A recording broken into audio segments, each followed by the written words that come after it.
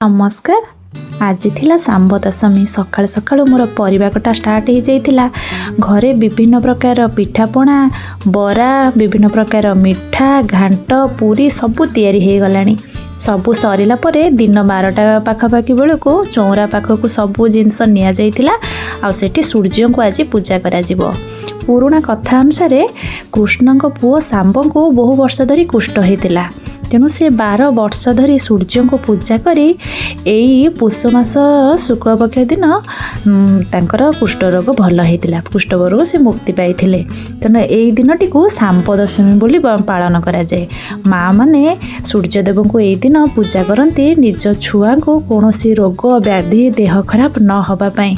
आ सूर्यदेव उद्देश्य पिला सब पिला ना किछि किछि खाद्य जिनस बाढ़ी था। तेणु ये आमर सबू कुटुंब जेते सर अच्छा समस्त खाଇବା थाली आसी जाइथिला। एठी पूजा अर्चना होता।